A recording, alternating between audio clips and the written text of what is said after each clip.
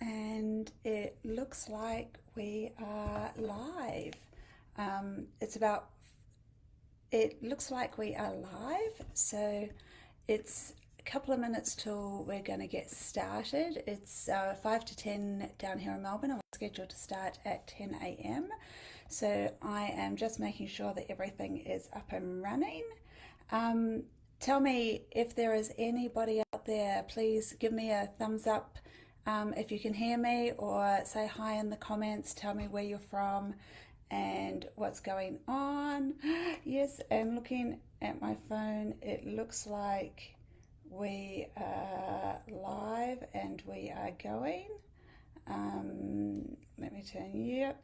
And I have just popped a pinned comment in the comment section below with your link to download your free copy of our, oops, it's got a shiny cover on it, my printing version there. So our Mono Certified I Just Feel Better recipe book. It's full of Mono Certified low FODMAP recipes and ideas of how to use your KFiber. So we've got a few more minutes to go. I don't know if anybody's out there. Oh yeah, it looks like there's a couple of people out there. How is everybody? How's the weather where you guys are? So Melbourne's been stunning the last couple of days. It's been bright and sunny. So that's really exciting too. And I noticed yesterday on my way home from work, some of the trees along the street, up the street from us, have got little cherry blossoms on there. So spring is coming. It's less than a month till spring after a cold, wet winter. So all right, I don't want to start too early because I know that we're scheduled for 10 a.m. So we're just hanging out for a minute. Looks like there's a few people out there. Looks like everybody can hear me. I'm just going to, I might just let Helly know that we have just started, because she was going to share this in a few other Facebook groups so that more people can hear it. So just started. And we better give Helly a smiley face. There we are. So, all right. Now, okay, so a couple of minutes to go. Today we are talking all about starting a low FODMAP diet. We are going to talk about what FODMAPs are and why they cause symptoms, or why and how they cause symptoms in some people. We're going to briefly cover off the 3 phases of the low FODMAP diet. So obviously it's not a diet that you go on and stay on forever. It's a process that you work your way through. So we're going to talk about that. We are going to talk about what to do before you start the diet. So I know every man, I feel like this is kind of skewed. I kind of feel like every man and his dog who's ever had a tummy ache has been told to do a low FODMAP diet these days. And it's not just doctors and dietitians telling us to do FODMAP diets anymore. It's everybody from, I don't know, your PT, your hairdresser, the woman down the street, the lady at daycare, or the school mums in the playground. Everybody's talking about it. So there are a few things that we do want to do before actually jumping in and starting a FODMAP diet. So I'm going to cover off those. And we're going to give you just a few simple tips for getting started. So a few little swaps, all of those sorts of things. So yeah, we've got a lot of content to cover. So I don't know if you wanted to make notes, grab a piece of paper and a pen, because we're going to start in less than 2 minutes. Yeah. All right, so it looks like we've got 11 comments there. Oh, questions, yes. So do pop any questions in the comment section below. I will come at the end. I will go down and answer any comments. And if I don't get through all of the questions at the end, I will come back and I will type replies later on. So anyway, I think it's probably time to get started. So just quickly before we start, I wanted to thank KFiber for having me today. So KFiber are amazing, and I'm really great company to be working with. If you're not familiar with KFiber is a complex prebiotic supplement. So it's not an insoluble fiber, it's not a soluble fiber, it's a complex fiber. It's not been isolated or heat treated, so it's actually the balance of the different fibers in it and the other nutrients in it as well, because usually when fibers are heat treated, or isolated, they're heat treated and it kills off a lot of other nutrients in the fiber. This is where K-fiber is a little bit different. So it's not heat treated, it doesn't kill off any of the nutrients, it doesn't change the compositions of the fiber. So it's actually it's a unique fiber. There's nothing else like it on the market. It's actually reflective of the natural fibers that we see out in nature, the way Mother Nature sort of designed it, and natural plant foods, which we know that our bodies are designed to have plant foods. So it's a complex prebiotic. It's got all those benefits of prebiotics. It just nourishes your gut in the same way that fertilizer nourishes your garden. I use KFiber a lot in my practice, mostly because I actually see people getting great results with it, and really a lot of people just saying that they feel better when they're taking it, which is why we've got our cookbook, I Just Feel Better. So yeah, that's KFiber. Like I said, we have got a link to download your free copy of the cookbook is pinned in the comments and also to the top of this live. So don't forget to click on that link and get your free cookbook. Before we get going, quickly, my name is Joanna Baker. I am a registered nurse and an accredited practicing dietitian. I have completed the Monash training for FODMAPs for dietitians, so you could call me a FODMAP trained dietitian. I'm also the founder of Everyday Nutrition, so we're a little private practice down here in Melbourne. There's a team of us dietitians. We all specialise in IBS and food sensitivity. We really don't work in any other areas these days anymore. We just focus on that. So we eat, breathe and sleep it, and look like myself, many of us also have our own personal experiences with food sensitivity, so we really just get what it's like to live with. We work one-on-one with people to help them resolve digestive problems and make peace with food, because we know that having IBS really does interfere with your relationship with food, and it's got a lot of emotional baggage that comes along with it as well, so we're really acutely aware of that. So I want to be respectful of your time. Let's get going. So first off, our first thing is, what are FODMAPs and why do they cause symptoms? So FODMAPs are types of carbohydrates. They are types of carbohydrates that are not well digested. So some carbohydrates are digested really well, some carbohydrates are not digested really well.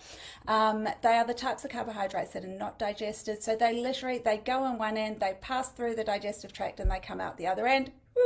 On the way as they pass through. And look, this happens in a lot of people, and there are some FODMAPs that do that in everybody in the population.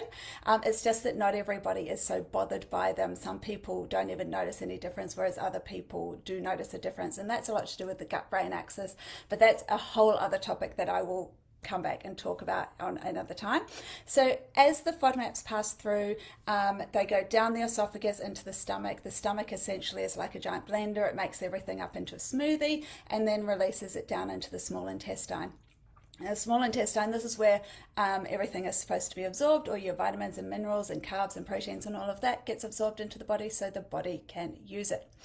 What does not get absorbed, which is the FODMAPs, and fiber and a few other things, but the FODMAPs do not get absorbed there. They pass down into the large intestine or the colon.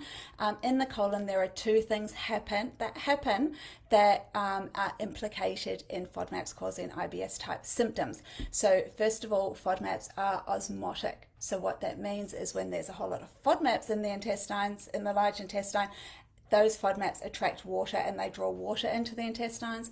All that water has to go somewhere, so we see those loose, watery bowel movements as that water then leaves the intestines. The other thing that happens is your gut, so your large intestine, that's where your gut microbiome lives that we've all heard about these days. Those bacteria that live there, FODMAPs actually provide a fuel source for those bacteria, and they actually feed them and keep them really well nourished, and this is why FODMAPs are actually good for our health. The thing is that when these bacteria consume FODMAPs or ferment the FODMAPs to get energy from them, that fermentation creates gas as a side effect. Now, there are some people that gas gets created, they don't even notice it, they carry on with their day and life goes on. There are other people, those of us with IBS, that gas creation, it stretches the intestines and it pushes on all those nerve endings around the intestines. And we know that people with IBS, those nerve endings are super sensitive. So any of that stretching results in feelings of bloating and pain and gas. We then see those nerve endings starting to talk up that gut-brain axis to the brain, and we start seeing those messages getting scrambled and we get pain as a response. So the way FODMAPs cause symptoms, it is purely a mechanical thing, and it results in symptoms like gas and bloating, altered bowel movements. So we see loose, watery bowel movements, obviously, and we see constipation. We know through research that a low FODMAP diet has actually been shown to make a significant and consistent improvement in these IBS type symptoms in around 75% of people. This makes it the most effective treatment for IBS. So it actually supersedes things like medications and supplements in terms of managing IBS. The low FODMAP diet is the most well researched and the most effective treatment for IBS. Now, the thing with FODMAPs is that there are 4 different types of FODMAPs, and you don't need to remember these words, but the F stands for fermentable, then we've got oligosaccharides, disaccharides, monosaccharides, and polyols. Those are our 4 FODMAPs. They're essentially just the scientific names for different types of sugars that are not digested and get fermented in the intestines. The thing is, not everybody is sensitive to all of these FODMAPs, and this is where the FODMAP diet comes in that it is a process, not a diet that you go on and stay on forever. So that first phase, or phase 1 of the low FODMAP diet, that's where we remove all 4 of those FODMAPs. You limit them or remove them from your diet, and what you want to know is, does that make a significant and a consistent improvement in your IBS symptoms? And if it does, then we know that we are absolutely on the right track. So that is really great news. What that means then, so that phase, that restriction phase where you're swapping out high FODMAP foods for low FODMAP foods, that goes for anywhere from 2 to 6 weeks. We usually expect people to get an improvement anywhere from a few days to a week. We allow 2 to 6 weeks, firstly, because the low FODMAP diet is complex and it can take a little while to get your head around it and actually get it right. So, and we know that working with a dietitian usually helps that happen a lot faster, but we also want to know that it is not just a coincidence that you're feeling better. We want to know that it was actually the limiting of the FODMAPs that's making you feel better. So usually 2 to 6 weeks is more than enough time for us to know that the FODMAP diet is working for you and for you to be getting it right. What that means is you would then be ready to move on to phase 2 of the low FODMAP diet. We sometimes call this the challenge phase or the reintroduction phase. You reintroduce each FODMAP one at a time to see how your body responds to it. So I certainly have seen in my practice where people have removed a food and felt 100 times better, but then we have reintroduced that food, they haven't felt worse. And what that means is that removing that food itself, how do I want to say this? Removing a food and feeling better doesn't mean that you've identified a trigger. It's when you actually have the ability to cause symptoms to occur, and when you're able to do that, that's when we've identified a trigger. And the thing is, when you've changed your diet, yes, you may be focusing on removing FODMAPs, but you do make other changes as well. And we see changes in nutrient intake, we see changes in nutritional balance and things like that. And sometimes it might be a side effect of doing a low FODMAP diet that has caused those symptoms to happen. So it's really that reintroduction phase is super, super important, first of all, for lots of reasons. But first of all, it tells you if a FODMAP group is a trigger for you or if it is not, and most people are not sensitive to all 4 FODMAP groups. So if you are continuing to restrict, you could potentially, if you didn't do the challenge phase, potentially you're restricting something that you actually don't need to restrict.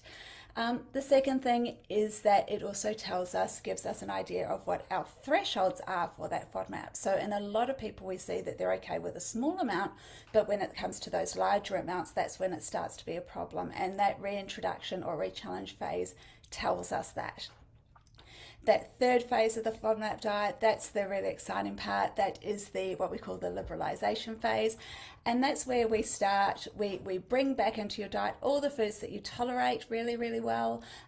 We bring back smaller amounts of foods that you have a threshold for, but that's when you really get to personalise your diet to suit your body. So you're not just doing a random cookie cutter diet anymore that has been developed. You're doing the diet for you. And really, realistically, the best diet for you is the one that gives you the most flexibility, is the most liberal diet that you can be on and still keep your symptoms well managed. So at that point, I'm usually talking about you've got food triggers on one side, you have got foods you enjoy on the other side, and in the middle of that, you've got your quality of life. And what you're trying to do is find that balance that's going to give you that best quality of life. And that balance will be different on different days, and that's okay. But by moving through phase 1 and phase 2 of the low FODMAP diet, you gain all that information about your individual body so that you can balance that and you can manage that really, really well. So, and that's essentially what we are trying to achieve. So that's what FODMAPs are and why they cause symptoms. That's the 3 phases of the low FODMAP diet. So where we are now is you are thinking about the yes, I do have my notes so that I keep on track, because I do tend to ramble if I don't keep myself on track. So you've got these IBS type symptoms. They've been going for a little while. You've had enough. You're frustrated. You're annoyed. You're sick of feeling miserable, and you just want to feel better. So what are some of the things that you need to do before you jump in and start following a low FODMAP diet? And I always say my absolute number one most important thing to do before you start a FODMAP diet is go and see your doctor. IBS type symptoms can mimic other conditions, and some other kids. IBS doesn't damage the body. It's about quality of life, and it's about managing those symptoms which impact on mental health, but it doesn't cause physical damage to the body. And there are other conditions, things like celiac disease, IBD, bowel cancers, and things like that, which are dangerous and damaging to the body. And we want to make sure that you haven't got something like that going on, and it is actually IBS that you're treating. And look, I've been working in healthcare for over 25 years now. I'm showing my age. But the number one most important thing when planning an intervention to treat something is to actually know what you are treating. If you don't know what you're treating, you are just throwing spaghetti at the wall. It delays accurate diagnosis. It leads you down the garden path, and it leads to frustration. And it can actually, if it is one of these more serious conditions, that can be really dangerous because it's delaying treatment of a more serious condition. So number one most important thing is to see your doctor. Get your doctor to run a few tests. We know that absolutely the test for celiac disease, you need to actually be eating a normal diet for that. And if you've already changed your diet or gone on a FODMAP diet, that can affect the results of that test. So we want to get you tested. The number of people that I've seen go on a FODMAP diet or remove gluten and feel better before getting tested for celiac disease, and then they get to the doctor afterwards and he says, oh, well, you've got to reintroduce gluten, and people don't want to, with good reason. You know, you're feeling great and you don't want to reintroduce something that's going to make you feel sick. That's why we want to do it before you actually start. So make sure that it is IBS that we're talking about and not something more sinister that does need a different treatment. That's my number one. So your GP should be running a few blood tests, so test for celiac disease, things like a full blood count, check your electrolytes, check your vitamin, your B12s, your iron studies, your thyroids, all of those sorts of things. If there's something wrong, then that blood test will show something out of the norm that will then need further investigation. So that's number one. GPs might also run a stool test. We might look at different bacterias. We might look at nasty things that can be grown in the stool. We might look at inflammation markers and things like that. The standard rule of thumb, or the guidelines at the moment, say that if you are under 50 and you do not have any red flags, and you've ruled out things like celiac disease in a stool test, you can actually diagnose IBS without going and having scopes.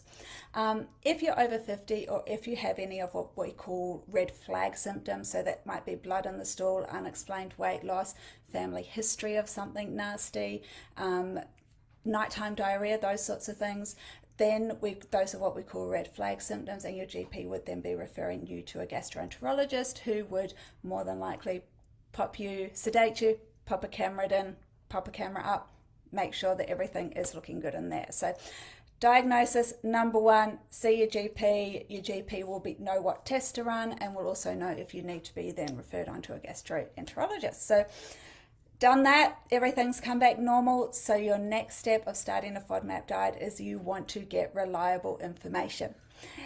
A quick Google is going to find so much information about FODMAPs on the internet these days, and a lot of it is contradictory, a lot of it is out of date, a lot of it is not reliable. So you want to be seeing a FODMAP trained dietitian. So certainly when you do your degree to become a dietitian, we do certainly touch on things like functional gastrointestinal disorders, and we might touch on things like FODMAP, but the actual in-depth knowledge of guiding someone through a low FODMAP diet, that is extra training that is done after graduation. So you want to find a dietitian who's actually completed the Monash training and has done that further education on learning how to implement a low FODMAP diet. Monash do have a list of dietitians in their app that have completed their training, so you can jump into the app, you can find a dietitian near you.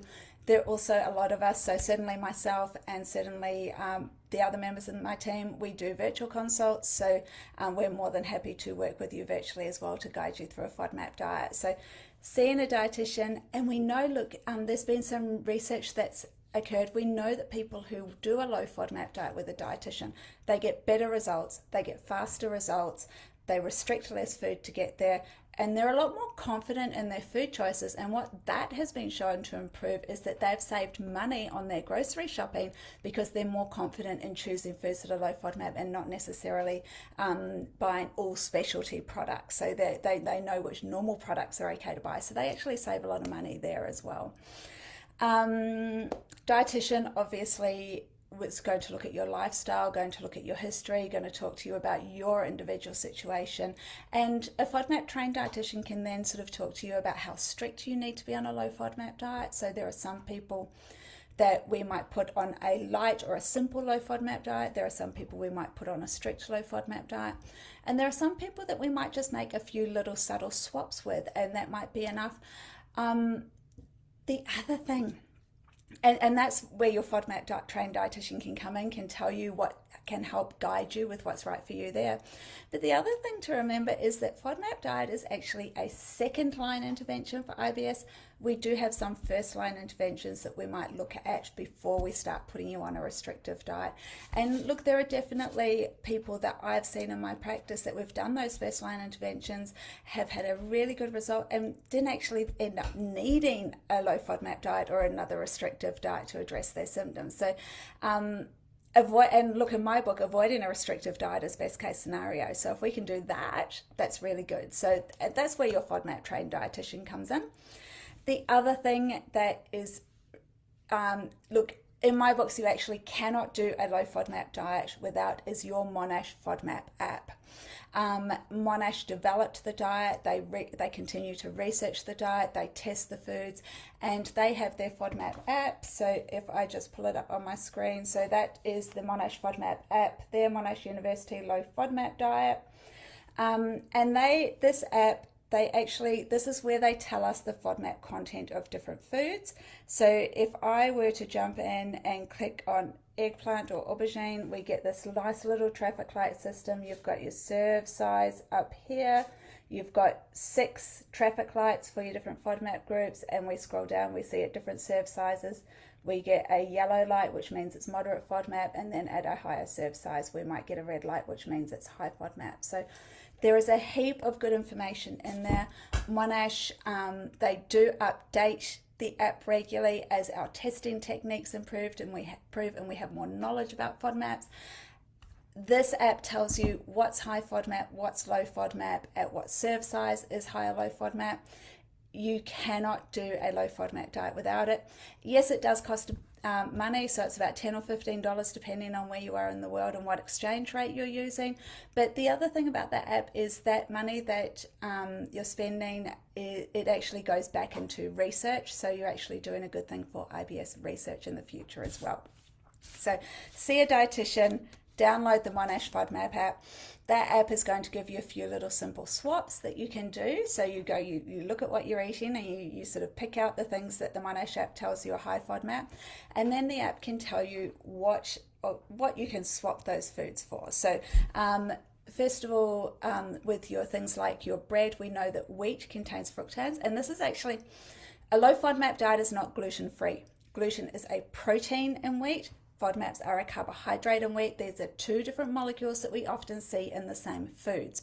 So if we are choosing gluten-free foods on a low FODMAP diet, it's not to avoid the gluten, it's to avoid the wheat with the fructans in it. So we might swap your bread to a gluten-free bread. We might swap you to a sourdough. There's also a couple of low FODMAP certified breads. I know here in Australia, we've got Alpine bread, we've got Baker's Delight, which are FODMAP certified. Cobb's Bakery up in Canada, they do a FODMAP certified wheat bread as well. So you're going to swap your bread over. You're going to swap your pasta to a gluten-free pasta. With cereals, you might be choosing corn or oat-based cereals. With these things as well that have multiple ingredients like your cereals, you want to be careful of things like dried fruits. You want to be careful of things like honey, inulin, and different sweeteners that might be in there. In terms of your grains, obviously you're not using wheat, so you're going to use things like rice, quinoa, millet. Those are all low FODMAP grains. The D of FODMAPs, that is the disaccharides, which is lactose. So we want to be switching you over to lactose-free milk and lactose-free yogurt. Cheese and butter are already low FODMAP already, so you don't need to switch your tasty cheese or your Colby cheese or your brie over. They're already low FODMAP. Butter is already low FODMAP too. If you are vegan, or if you are avoiding cow's milk for one reason or another, we know that people do that for different reasons, and you're choosing a plant-based milk, you'd look for something like almond milk or rice milk. Soy milk is a little bit tricky. So soy milk's made from soy protein, a low FODMAP. Soy milk's made from soybeans, a high FODMAP. The ingredients list will tell you if it's soy protein or soybeans. When we start getting into things like oat milks and coconut milks, they do have limited low FODMAP serves, which your Monash app can tell you what those are. We want to be replacing onion and garlic. So onion and garlic are big ones. In terms of replacing onion and garlic, my number one go-to is the Cobram Estate infused oils. So here in Australia, I know in the US there are some other, I think FODMAP make an infused oil. So FODMAPs are carbohydrates. Carbohydrates are water soluble, but they are not oil soluble. So we can pop the flavors of things like onion and garlic into extra virgin olive oil. We can get that depth of flavor from the olive oils, from the infused olive oils then. You can also use things like herbs and spices and chilies and vinegars. So think outside the box in terms of replacing those flavors. The green part of spring onion is low FODMAP. The green part of the leek is low FODMAP. So there are lots of flavor ideas that you can use to replace that onion and garlic. Finally, it's important to note FODMAPs are types of carbohydrates. So what that means is that foods that do not contain any carbohydrates are going to be naturally FODMAP free. So that's going to be things like fresh cuts of meat and chicken and fish and eggs, oils, butters, cheeses don't contain any carbohydrates. These are naturally low FODMAP. And if you're finding that the limited serve sizes on a FODMAP diet are leaving you feeling hungry, those FODMAP-free foods are really good things to be filling up on. So making sure having extra of those will help you feel more satisfied with your meal. Number 4, in terms of following a low FODMAP diet, is I always say don't underestimate the basics. We know that people with IBS are better with routine. Their guts like routine, so we want to be having regular meals. You don't want to be eating really big meals. You don't want to be eating really small meals. You want to be getting that balance right, spread out across the day.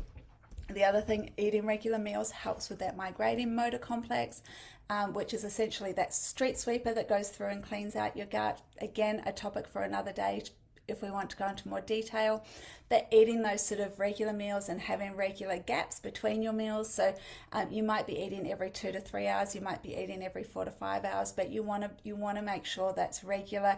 You don't want to be grazing all day, and you don't want to be having big gaps without eating. Things like coffee, spicy foods, fatty foods, these are gut irritants. Fizzy drinks. In America, it's soda pop in America. These things are gut irritants, so don't underestimate the impact of those. Making sure you get enough sleep, staying hydrated, looking after the stress in your life, those sorts of things are really, really important for IBS and shouldn't be underestimated. Lastly, the last thing to know before you start a low FODMAP diet, number 5, is to relax. It is not a game of perfect. FODMAP is not, and IBS are not an allergy. They are not going to cause damage to your body. They are going to cause nasty symptoms. If you accidentally eat something, or if you choose to eat something, it's not going to cause an anaphylactic response. It's going to potentially cause some symptoms the next day. You might take some time for self-care. Heat packs are great. Peppermint tea is great. Light exercise, yoga, if you're getting those symptoms. Those are all really, really helpful.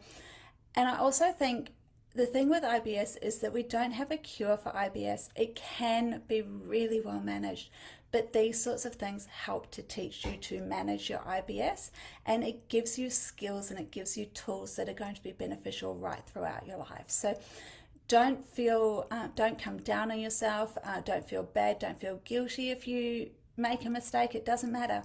Just brush yourself off, take some time for self-care, pick yourself up, pick up where you left off.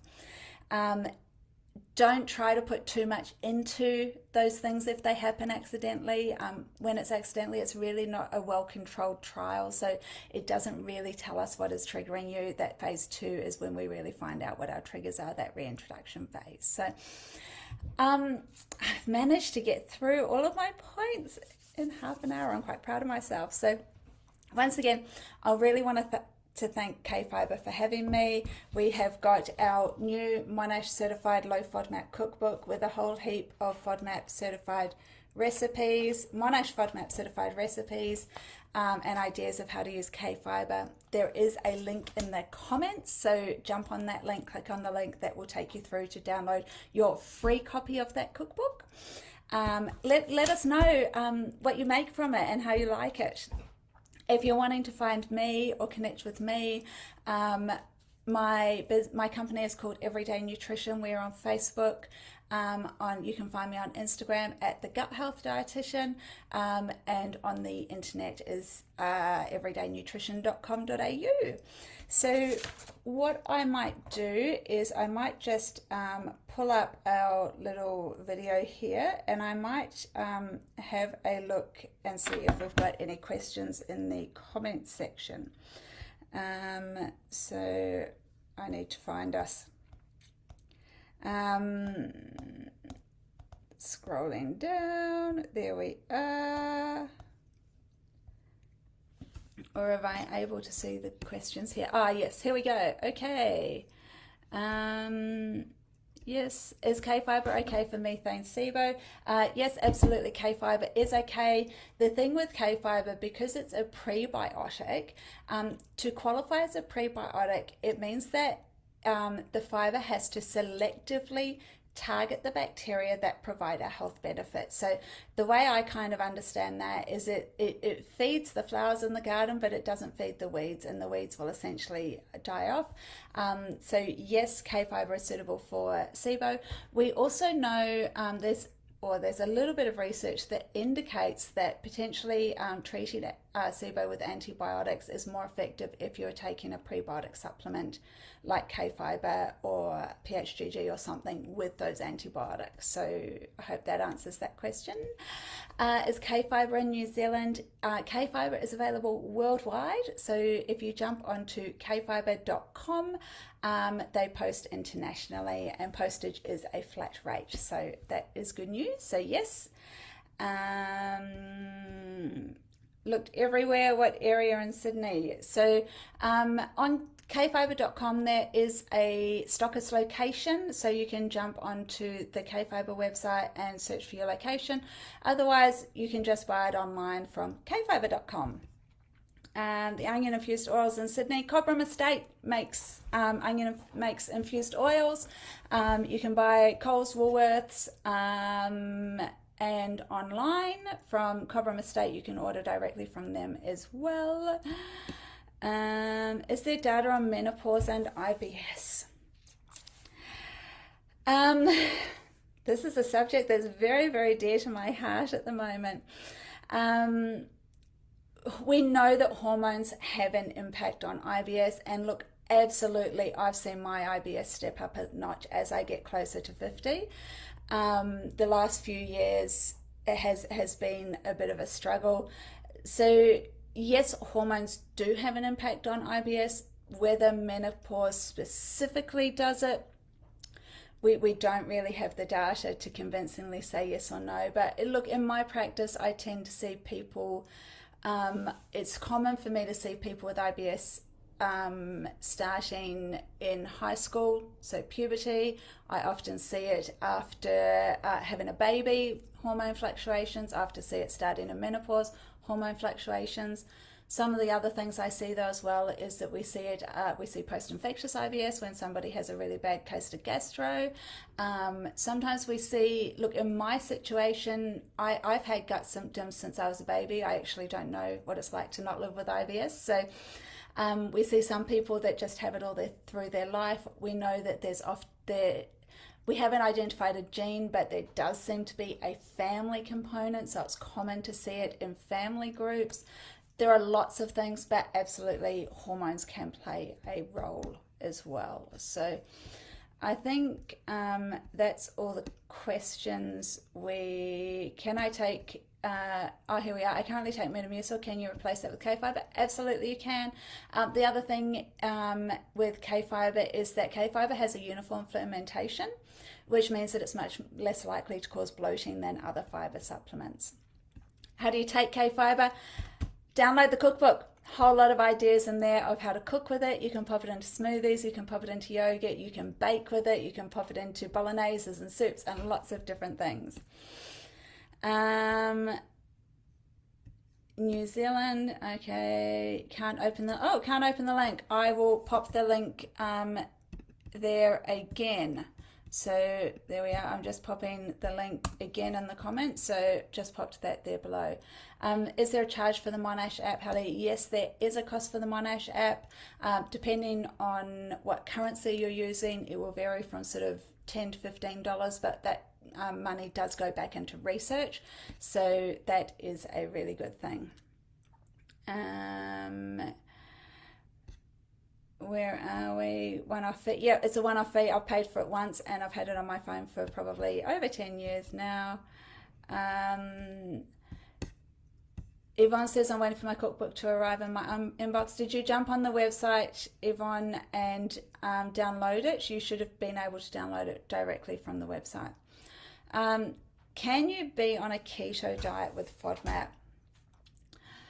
Look, as a dietitian, I'm not a fan of a keto diet, so I'm going to say that first up. A keto diet limits a lot of prebiotic fibers, which really does limit the nourishment to your gut bacteria, and it's also particularly high in things like we've got to replace those carbs with something, so it's particularly high in protein. And certainly the research tells us that diets that are high in whole grains and plants, we see a much more diverse and abundant microbiome. In diets that are high in meats and proteins and saturated fats, we tend to see less abundance, less diversity of the microbiome. So it's not, a keto diet doesn't look like it's great for the gut microbiome. So it's not something that I would recommend to start with for IBS. The other thing is that a FODMAP diet on itself is probably restrictive enough without adding extra restrictions on top of it. If you were going to combine diets, that is one time that I would absolutely say you really have to work with a dietitian. You want a good dietitian who's going to listen to you and help you with getting that diet right for what meets you, and making sure that you're meeting your nutritional needs as well. So it's not something that I would recommend. It's not impossible, but you would be very, very limited in your foods, and you would absolutely be limiting a lot of nutrients that are beneficial to the gut microbiome. And I was actually just reading a study this morning on the relationship between the gut microbiome and IBS, and it really looks like we do see people with IBS, their gut microbiome tends to have less diversity than people that don't have IBS. So yeah, it's not something that I would recommend, but yeah. Internet says IBS doesn't cause weight loss, but I was losing weight until I found out I had a FODMAP issue. You've been tested. Look, IBS itself doesn't cause weight loss, but if it's affecting your nutrient intake, so if it's affecting the foods that you're eating and affecting your nutrient balance, then that can cause weight loss. So I wouldn't say it's a direct result of having IBS, but I would say it's a side effect of having IBS is that we can see weight changes. In our practice, we work from a weight neutral point of view, so we don't, which means that we don't use weight as an indicator of health. But the times that we do care about weight is if people have got unexpected weight loss, or if people are losing weight without trying. So that would be something that we would have a look at.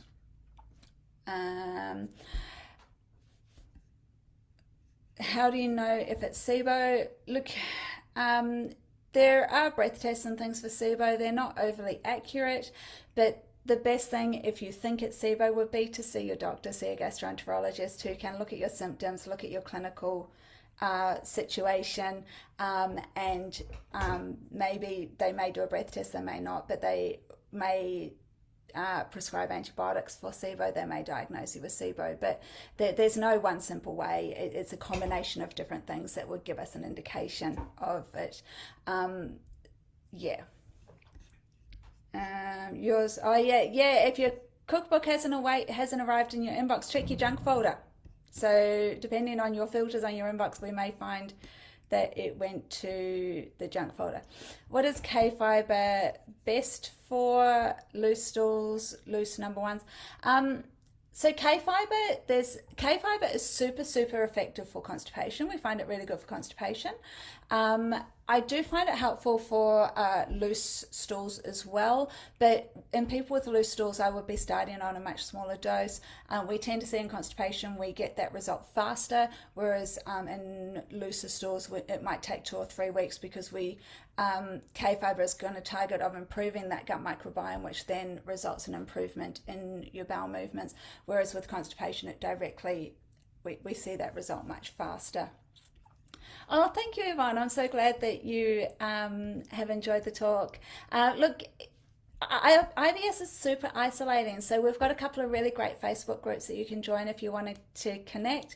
Low FODMAP Australia is my group. We've also got Low FODMAP Recipes and Support, which is an international group. So jump into our groups and join us. And we're all there together to have fun.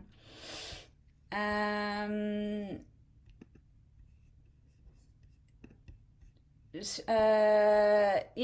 Cheryl, sorry, breath tests can be done for SIBO. They're not overly accurate, so it's really not the answer on its own. It's a combination of things that we would look at. All right, so I think, look, it's 40 minutes now, so I'm going to say goodbye. I want to thank everybody for joining me. Don't forget to get your cookbook, and I will go through the comment section and answer some more questions later. So nice to see you all. Take care, and I hope you have a great day.